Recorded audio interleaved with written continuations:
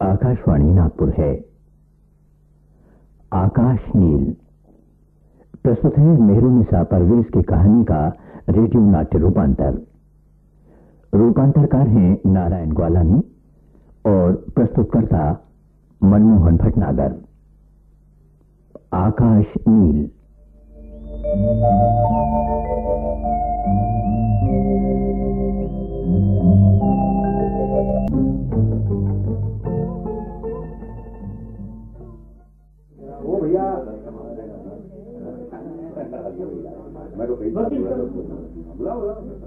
वकील साहब, हौसला रखो जम्मू बाई, बेइंसाफी नहीं होगी। और फिर तुम तो जानती हो न्यायाधीश खुद एक औरत है। न जाने क्यों वकील साहब, मेरा दिल बहुत घबरा रहा है। नहीं, एक औरत ने कभी दूसरी औरत का भला नहीं चाहा है वकील साहब। नहीं, ऐसा हमेशा और हर एक के साथ नहीं होता।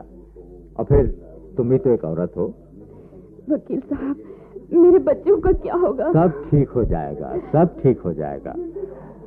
उस दिन तुम्हारे बयान के वक्त मैंने गौर से जज साहिबा के चेहरे के अंदर एक छिपी पीड़ा सी देखी थी। ऐसा लग रहा था जैसे किसी ने अंदर ही अंदर उन्हें बुरी तरह हिला दिया हो। ऐनक के पीछे जैसे अपने आंसू छिपा रही थी वो। क्यों बाबू, आज कोर्ट है कि नहीं? अरे बस अभी आ रही हैं।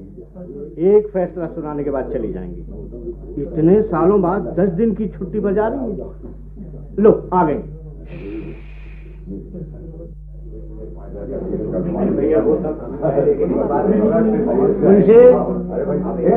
जम्मू भाई और यूसुफ गनी का पुकारा करो। जम्मू भाई यूसुफ गनी हाजिर हो।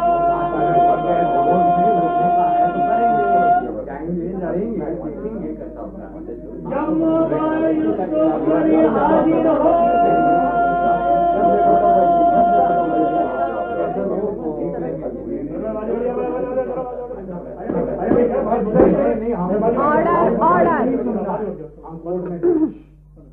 मुसम्मात जम्मू बाई को इस केस में नाजायज औरत करार दिया जाता है। गवाहों के बयान से यह साबित नहीं होता है कि जम्मू बाई मरहूम अब्दुल गनी की बीवी हैं। मुसम्मात जम्मू बाई से अदालत को पूरी हमदर्दी है, पर कानून के हाथ बंधे हैं, इसलिए अब्दुल गनी की पेंशन की रकम पर जम्मू बाई का कोई हक नहीं। सरकार, पेंशन की रकम अब्दुल गनी के वालिद यूसुफ गनी को देने का आदेश अदालत करती है। नहीं नहीं सरकार, नहीं। बरसों में उसके साथ रही, दिन रात उसकी सेवा करती रही, जिंदगी भर वो मेरे शरीर को रौंदता रहा। मैं सरकार, मैं उसके 5 बच्चों की माँ बनी और आप मुझे एक नाजायज औरत करार दे रही हैं। नहीं, मुझे चौराहे पर इस तरह नंगा मत करिए। ये बेइंसाफी है, ये बेइंसाफी है सरकार। आप भी तो एक औरत हैं, कम से कम आप तो मेरे साथ इंसाफ जम्मू भाई, आप चुप ही रहो। करिए। अदालत के सामने ऐसी बातें नहीं करते जम्मू भाई। काहे की अदालत? मैं तो पहले ही कह रही थी वकील साहब, एक औरत दूसरी औरत के साथ कभी इंसाफ नहीं कर सकती। कभी नहीं, कभी नहीं, कभी नहीं, कभी नहीं, कभी नहीं।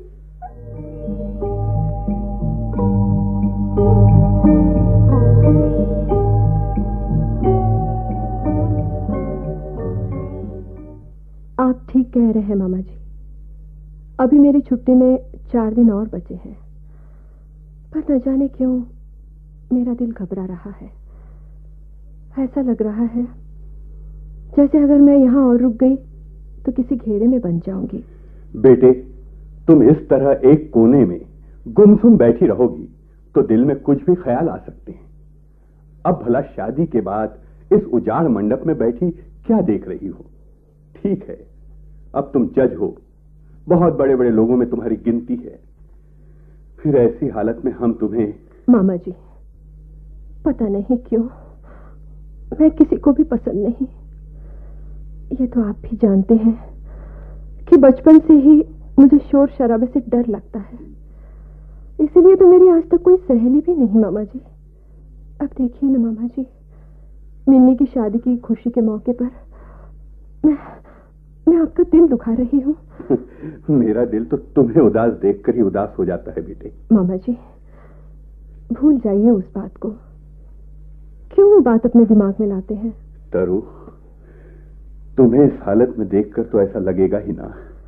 इसीलिए तो मामा जी, मैं अपनी मनहूस सूरत आप लोगों को नहीं दिखाना चाहती। न आप मुझे देखें और न उस मनहूस कड़ी को याद करें। सूरत सामने न रही तो क्या यादें भी मिट सकती हैं बेटे? बोलो, चुप क्यों हो गई? मामा जी। अरे ये कौन है? शायद विशाल आ रहा है। नमस्ते मामा जी। ओ आओ आओ विशाल बेटे आओ।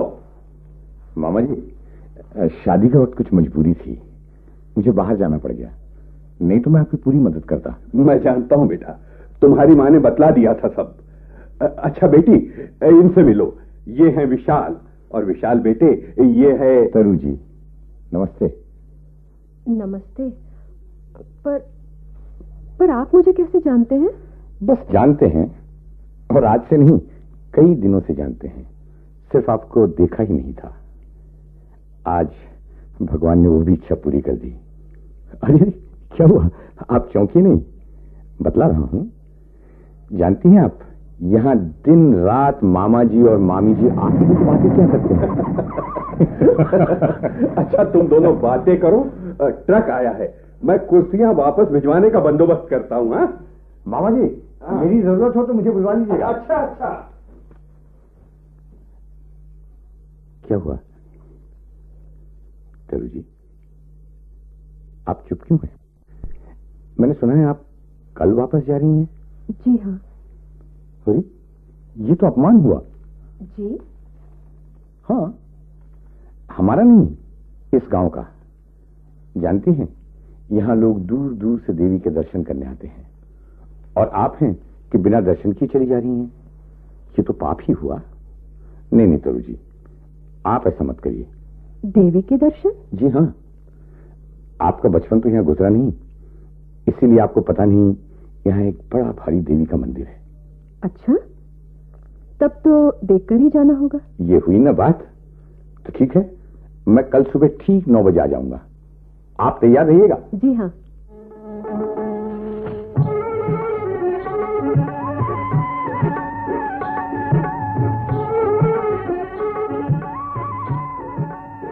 नमस्कार तरु जी। नमस्ते। बड़ी खुशी हुई आपको देखकर। मैं तो डर रहा था कहीं आप वापस न चली गई हूं। वापस तो जा, पर कल आप कह रहे थे तो मैंने सोचा। आपका दिल नहीं तोड़ना चाहिए, यही ना? जी नहीं।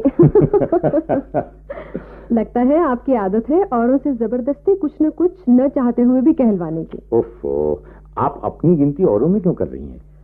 मेरे ख्याल से चलते चलते बातें भी कर सकते हैं। जी हाँ, क्यों नहीं, चलिए आइए।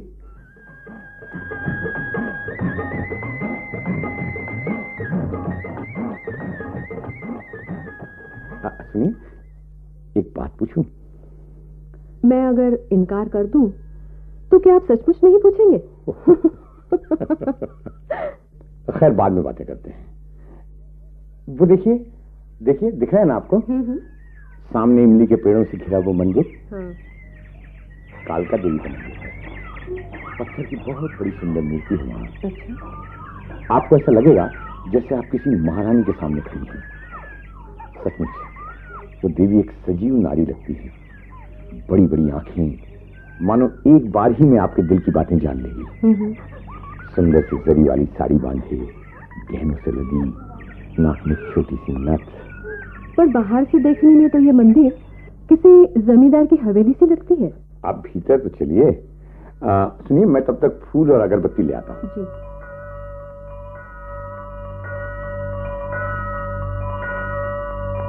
क्यों तरु जी, है ना वैसे ही जैसे मैं कह रहा था? जी हाँ, और यहाँ का वातावरण भी बहुत अच्छा है। हाँ, लीजिए ये फूल और ये रखिए अगरबत्ती। अब पूजा कीजिए। पूजा? मुझे तो पूजा ही नहीं करनी आती। क्या? जी हाँ, पूजा करना, ईश्वर के सामने खड़े होना मुझे कभी किसी ने नहीं सिखाया, और नहीं जरूरत महसूस की कभी। कोई बात नहीं। अच्छा, मैं आपको बतलाता हूँ। सुनिए, हाँ आप ये पहले अगरबत्ती जलाइए, जलाइए। हाँ, अब ये फूल लीजिए, इसे देवी के चरणों पर रखिए। अच्छा। हाँ, अब हाथ जोड़कर प्रार्थना कीजिए और उसके बाद में भभूत लगा लीजिए। हाँ, अब चले? चलिए, वहां पेड़ के नीचे थोड़ी देर बैठे। अच्छा तरु जी, आपने देवी से क्या मांगा? कुछ मांगा ही नहीं, हाथ जोड़े खड़ी रही। आपने सिखाते वक्त सिखाया भी कहाँ? अभी जाकर मांगना। नहीं, बैठिए बैठिए बैठिए। अरे आप तो बिल्कुल स्कूल के बच्चे जैसा कर रही हैं। अच्छा, आपने क्या मांगा? वो आप मुझसे पूछ रहे थे ना, इसलिए मैं यूं ही आपसे पूछ रही हूँ। बता दूं? मैंने देवी से कहा, माँ ये मेरे साथ जो आई है ना, उन्हें एक बार फिर यहां ले आना। माँ, क्या हुआ, आपको बुरा तो नहीं लगा? आप मुझे जानते ही कितना है जो मेरे लिए देवी से कह बैठे। कुछ ही देर मैंने आपसे पहले कहा था ना कि मैं आपके बारे में बहुत कुछ जानता हूँ। मामा जी ने मुझे सब कुछ बता दिया। यही बताया कि आप शादीशुदा हैं और फिर उसके बाद अच्छा देखा ना आपने कि पहले ही दिन मैंने सब खोज खबर कर ली। और क्या खोज की आपने? आप बात क्यों बदल रहे हैं? तरु जी, प्रश्न जहां होता है वहां उत्तर भी होता है। मैं समझी नहीं विशाल जी। अभी तो 3 दिन आप और रुकने वाली है ना, मैं बाद में समझा दूंगा। आपसे किसने कहा मैं और रुकने वाली हूँ? आपके दिल में। जी?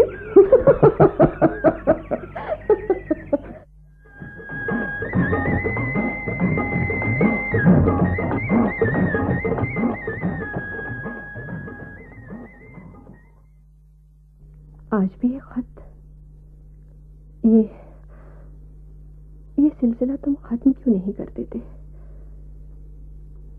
मैं ही मना कर दूं, पर न जाने आंखों के आगे तुम्हारा उदास चेहरा आ जाता है और मैं मना नहीं कर पाती। ये सफर मैं नहीं कर पाऊंगी, कभी नहीं। कुदरत बेरहम है, मेरे पीछे कोड़ा लेकर मुझे दौड़ा रही है। थक जाती हूं पर दम लेने की इजाजत नहीं। अगर रुक गई तो कुदरत मुझे निहायत बेमुरवती से रौंद कर आगे निकल जाएगी और तुम देखते ही रह जाओगे।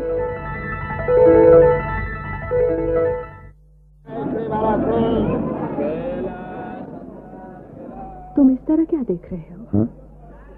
नहीं तो कुछ तो नहीं। चलो ये पेन रख लो। मेरी निशानी समझकर फैसले लिखने के काम आएगी। क्या पता किसी दिन इसी पेन से मेरा भी फैसला लिखना पड़ जाए। नहीं विशाल, मैंने कभी किसी से कुछ नहीं लिया। मेरे हाथ लेना नहीं जानते। अरे ये क्या, तुम उदास हो गए? अच्छा, पेन मुझे दे दो, अब तो मुस्कुराओ।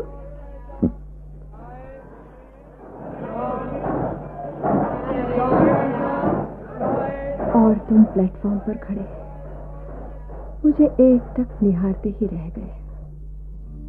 तुम पीछे छूटते गए और दरवाजे पर मैं अकेली तन्हा सी खड़ी रही। मुझे पहली बार इस एहसास ने जकड़ लिया कि कोई है। बार बार मन कह रहा था तुम्हें बुला लूं या खुद दौड़कर तुम्हारे पास चली आऊं। मैंने पहली बार जाना कि कोई इतना अकेला भी हो सकता है। नहीं तो मैं जानता हूं कि तुम जानबूझकर जिंदगी के ऐसे मोड़ पर रुक गई हो जहां अकेलापन है, जहां चुप्पी है, और आज वो चुप्पी सिर्फ तुम्हारी नियति बन गई है। घर में रहते हुए भी घर के बाहर, सबके पीछे होते हुए भी अकेलापन, अपनी राह जानते हुए भी अनजान अकेले तुम भटक रही हो। भटक रही हूं? मैं भटक रही हूँ। मैं भटक गई हूँ और भटकना नहीं चाहती विशाल। मेरे भाग्य में यही सब लिखा है। खुशियां मेरे भाग्य में नहीं है। जिन लोगों को भाग्य सब कुछ दे देता है वे क्या जाने पीड़ा क्या होती है, वे क्या जाने उसकी चुभन कैसी होती है। तुम क्या जानो विशाल, जिंदगी में बस कड़वा घूंट पीने की आदत है। मिठास क्या होती है मुझे पता ही नहीं। वो भी एक पुरुष था, उसके साथ आग की चारों ओर 7 फेरे लिए मैंने। शपथ लेकर विश्वास के साथ आगे बढ़ी। पता नहीं, शायद किसी ने मंत्र ही गलत पढ़े थे कि जिंदगी की शुरुआत ही गलत ढंग से हुई। जवानी की पहली फसल पर जैसे पाला गिर गया। जिसे नाली की गंदगी खाने की आदत हो वो भावनाओं को सहजना क्या जाने। पहली रात ही उसने कहा, सुन, मैं औरतों के नाज नखरे सहने का आदी नहीं। थाली परोस कर खाना मैंने नहीं सीखा और परोसी थाली खाने का भी मैं आदी नहीं। चल, घूंघट उठाना है तो उठा, नहीं तो वैसे ही। नहीं।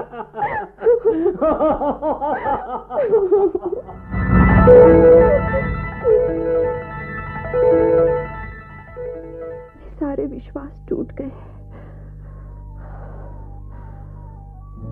क्या सभी पुरुष एक से होते हैं? तुम भी एक पुरुष हो विशाल। नहीं विशाल, मेरा मन तुम्हें आवाज देना चाहता है, पर मेरे होंठ न जाने क्यों सिल जाते हैं। मैं तुम्हें आवाज नहीं दे पाती विशाल।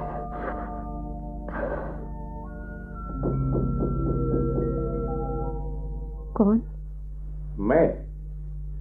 मैं हूं तरु। तुमने आवाज दी और मैं आ गया। विशाल।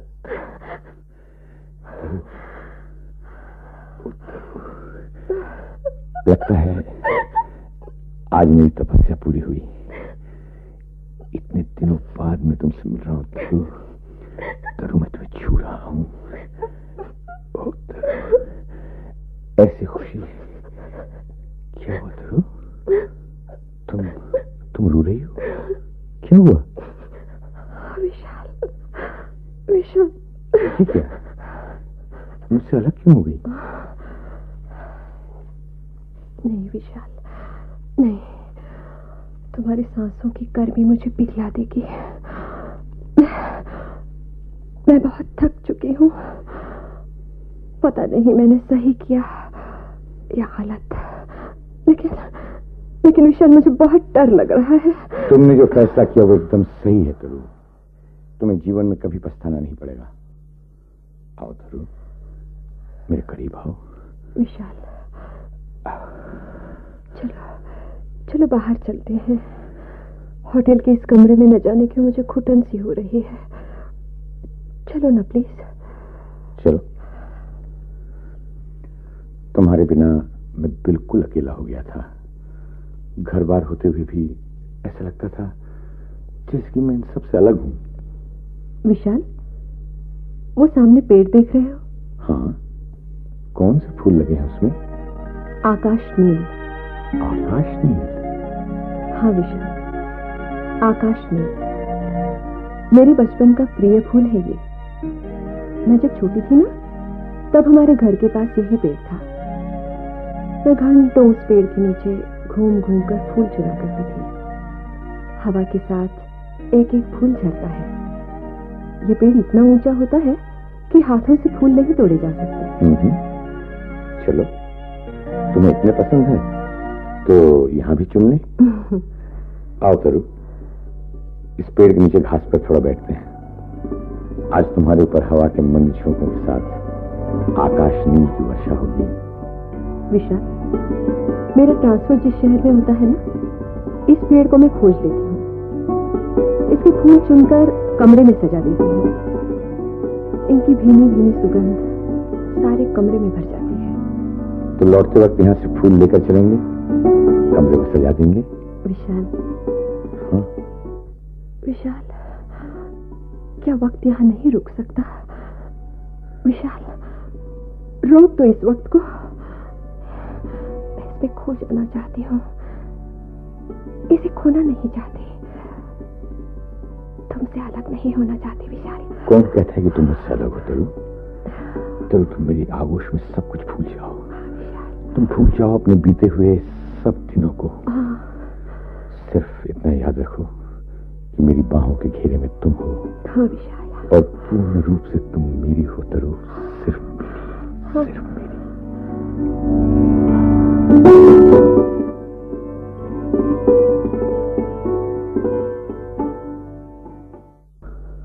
बरसों में उसके साथ रही, दिन रात उसकी सेवा करती रही, जिंदगी भर वो मेरे शरीर को रौंदता रहा सरकार, रौंदता रहा सरकार।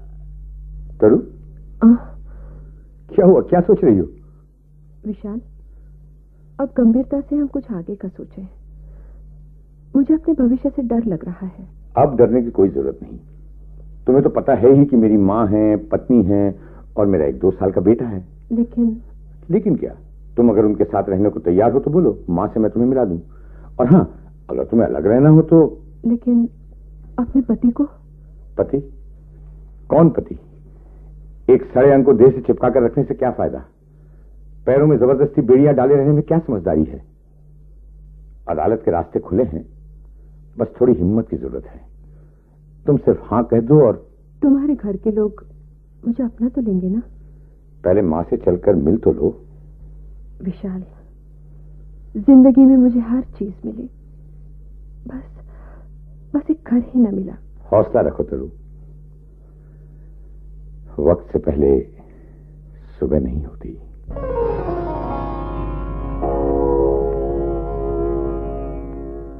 अरे आओ ना, आओ। रुक क्यों गई? यही है मेरा घर। अरे बबलू, तू फिर धूल में खेल कर आ रहा है? ओफो बबलू, ये देख तेरे सारे कपड़े मैले हो गए। देखो तरु, ये है मेरा बेटा बबलू। बबलू, जा तो बेटा, अपनी दादी को तो बुला ला। आंखें तो तुम्हारे जैसी हैं बिल्कुल। अरे माँ, आओ माँ, आओ। माँ, ये तरु है। नमस्ते जी। नमस्ते।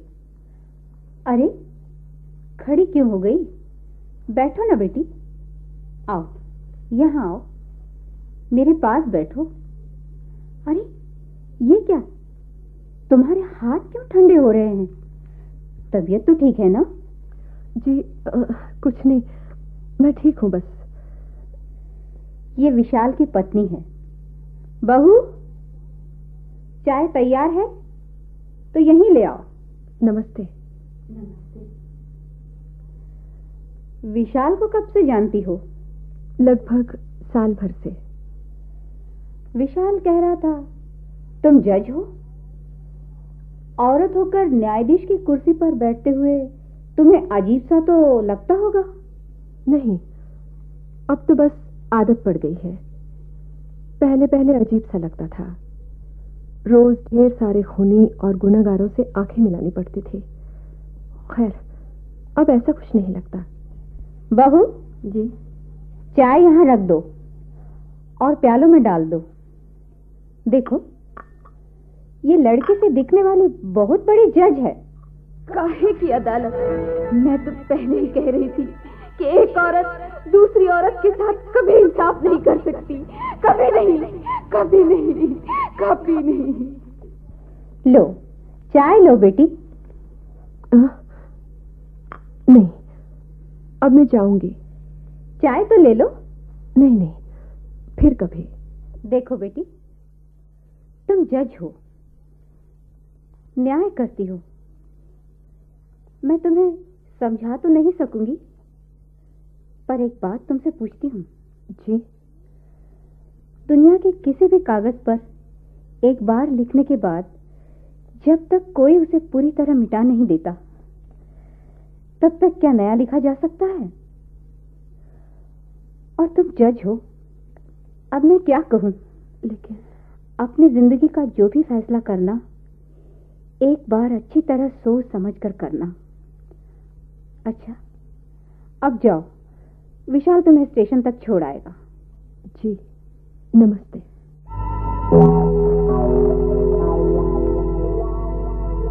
जिंदगी में एक बार पहले भी गलत हो चुका है। गलती का एहसास तब हुआ जब बहुत देर हो चुकी थी। क्या मैं इस घर की चौखट लांघ सकूंगी? उन रिश्तों ने जिनसे कभी प्यार नहीं मिला, उनका बंधन खोल पाऊंगी? मैं क्या करूं विशाल, क्या करूं? तरु, ये पेन रख लो, मेरी निशानी समझकर। फैसला लिखने के काम आएगी। क्या पता किसी दिन इसी पेन से मेरा भी फैसला लिखना पड़ जाए। उफ, फैसला फैसला, उफ। Order order. मुसम्मात जम्मू बाई को इस केस में नाजायज औरत करार दिया जाता है। लगता है जोरों का तूफान आएगा। तूफान। नहीं नहीं सरकार, मैं बरसों उसके साथ रही, दिन रात उसकी सेवा करती रही। जिंदगी भर वो मेरे शरीर को बांधता रहा। मैं उसके 5 बच्चों की माँ बनी, और आप मुझे नाजायज औरत करार दे रही है? नहीं नहीं नहीं नहीं नहीं नहीं, मैं एक औरत हूं। मेरे संस्कार, न्याय न्याय, हाँ, न्याय तो करना ही होगा।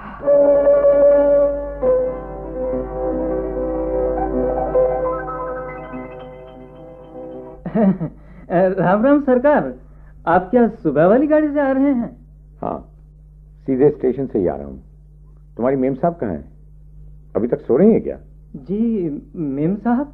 हाँ हाँ, जज साहिबा। जज साहिबा तो नौकरी छोड़कर चली गई। क्या? नौकरी छोड़कर चली? हाँ सरकार, कल रात ही चली गई। बतलाया तक नहीं कि कहाँ जा रही हैं। हाँ, जाते हुए आपके लिए चिट्ठी दे गई थी। कह रही थी आप शायद आज आएं। अभी लाता हूँ। ये लीजिए, ये रही चिट्ठी। चिट्ठी? सरकार, आप आराम से बैठिए, मैं आपके लिए चाय बनाकर लाता हूँ।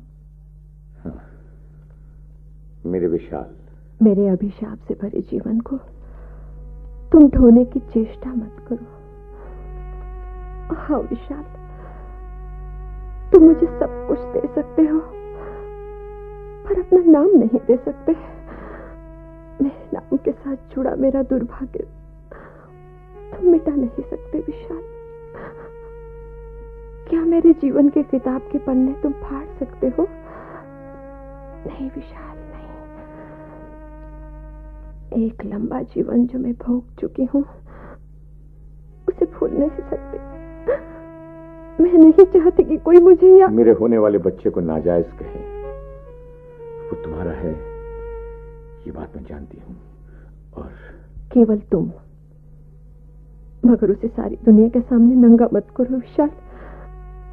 बच्चे के आगे मेरे पति का ही नाम रहने दो। नो तरु, नो, नहीं नहीं तरु। विशाल, मैंने तुम्हें एक बार कहा था, आकाश नील बहुत ऊंचाई पर फूटता है, उसे कोई नहीं तोड़ पाता।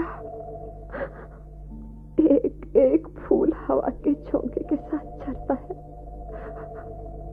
लेकिन धरती पर गिरने के कारण कभी पूजा में नहीं चढ़ता। बस मेरा जीवन भी एक आकाश नील की तरह है। आकाश नील।